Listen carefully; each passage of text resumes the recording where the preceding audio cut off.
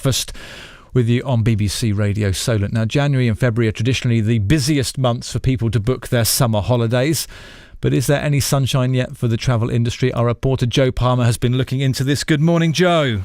Good morning to you, Alan. Several of the papers today running, I think, quite conflicting stories about whether we should or shouldn't be contemplating the idea of booking a holiday overseas. And this is the whole problem. We had those couple of stories come out last week, one from TUI saying that they'd seen their biggest growth in the market for the over 55s, another one from National Express, a 185% increase in the over 65 bookings. But the honest answer is that the travel market is nowhere near where it used to be. But you're right, this is the time where we normally think about it, Alan, because with Christmas gone, our psyche, I don't know about you, it's grey, it's raining, we're thinking about summer holidays and we want something to look forward to. Kelly Cooks is Leisure Director at Vantage Travel Partnership. They represent many of the travel agents across Hampshire, Dorset and the Isle of Wight. We know from many surveys that we've put out that we as a country are very hesitant to give up our summer holiday. We're definitely seeing some truth to the reports around the older market booking. That is the market that we saw book the most in the last 2 weeks. There's definitely a pattern forming there in that some of these groups of society that are getting the vaccine do then feel more comfortable starting to look at what the future plans for holidays will look like.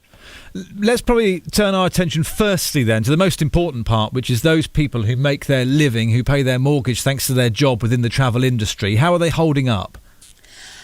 It's really, really difficult. The January, February, that's where the majority of those businesses are going to take their bookings, make their money. Now, that combination of refunding, losing commission, not getting new business, and there actually being no clear exit strategy out of this has really damaged the market. As you say, the newspaper headlines today, completely conflicting advice. Just to give that a bit of context, Toucan Travel, they had 7 branches of shops across Hampshire, Berkshire, Oxford. They went into administration before Christmas. They'd been in the business for 23 years. They were good hands at it. I spoke to someone else operating out of the north of Winchester. He would normally book £250,000 worth of holidays in January. He'd not had a single inquiry. Another company in the New Forest said they'd made 1 booking, and that was for 2023. That said, and I'm sure this won't surprise you, one of the trends coming out of this year is people aren't on the whole booking for May and June, but later in the year. Here's Kelly with some other thoughts. Initially, we thought that it would be a trend similar to what we saw last year, more villa travel, allowing people to be able to travel in a way that gives them more space so they feel comfortable, and multi-generational travel.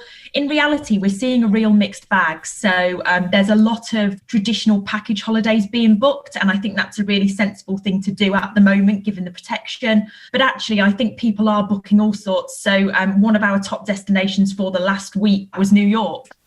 So, Joe, are the independents and the big corporate agencies hoping that people will be picking up the phone now and chatting to them and making a decision? Is that what they're hoping for? And are they able to offer all the confidence and reassurance in return that you're fully protected, it'll be okay, if anything changes, you'll get your money back?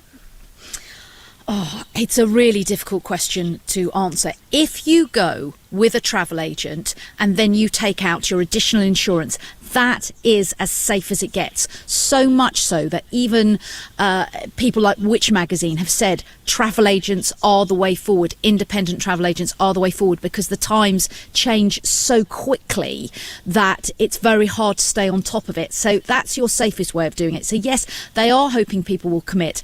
I think what there is just a hesitancy on most of our part to we don't quite know where we're going. What they're hoping for now is pent-up bookings that come March, come April, suddenly everyone will start doing it.